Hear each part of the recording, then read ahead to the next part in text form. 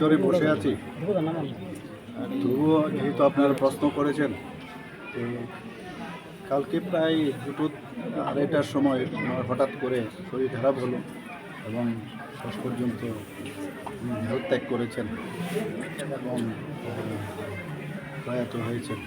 তো আজকে সকালে আমি খবরটা পাই, আমার ছেলে মাধ্যমে আমি খবরটা পেয়েছি। আমাদের তরফ থেকে আপনারা যখন উনি অসুস্থ হয়েছেন তবে থেকে আপনারা দেখেছেন আমরা কিন্তু চেষ্টা করেছি ওনাকে বাঁচানোর জন্য, এবং এখানে যা যা করানো হয়েছে ইমার্জেন্সি বেসিসে আমরা যেটাকে বলে কার্ডিওভাস্কুলার অ্যাক্সিডেন্ট সিভিএ হয়েছিল, এবং গ্রিন করিডোরও আমরা করেছি। আপনারা জানেন যখন টিএমসিতে ভর্তি হয় সবই করলাম। এখান থেকে আমরা এয়ার অ্যাম্বুলেন্সেও পাঠিয়েছি। ওনার ছেলেমেয়েরা যেটা বলছিলেন যেখানে যে হসপিটালে নিয়ে যাওয়ার সেখানে আমরা পাঠিয়েছি। আমি নিয়মিত খবরও রাখতাম। গতকালও ওনার ছেলে বললেন যে বাবা খুব ভালো আছে, আপনি একটু ডাক্তারবাবুদের সাথে একটু কথা বললে ভালো হয়, কারণ আরও যদি কিছু মানে যেহেতু আপনারা জানেন যে অনেক কিছু প্রাইভেট হসপিটালে অনেক ধরনের বিষয় থাকে, তো যদি আপনি বলেন তাহলে আমাদের পক্ষে অনেক সুবিধা হবে। বাস এরপর তো এই ঘটনা ঘটলো। আমি প্রায়শই ডাক্তারবাবুর সাথে কথা বলতাম, যিনি অপারেশন করেছেন, আগরতলা এসেছিলেন, আমার সাথে কথা বলেছেন।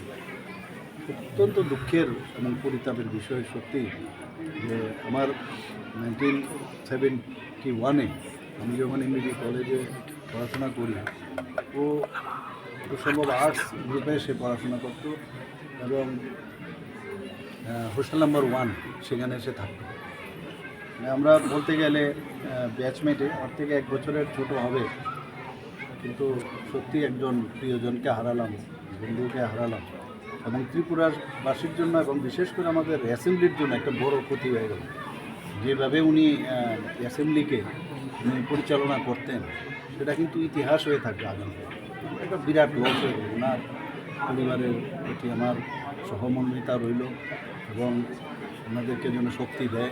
এই যে লস হলো সেটা ওনারা যেন সহ্য করে আগামী দিন চলার পথে যেন কোনো সমস্যা হয়, ভগবানের কাছে সেটাই প্রার্থনা করব এবং ওনার আত্মার সদ্গতি কামনা করি।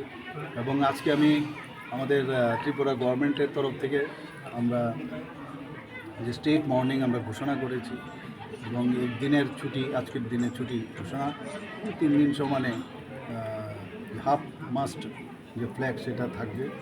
এবং আমি যা খবর নিলাম যে আজকে তো আসার সুযোগ নেই, ওনার ডেড বডি কালকে 9টার সময় ডাইরেক্ট ফ্লাইটে খুব সম্ভব এখানে আসবে।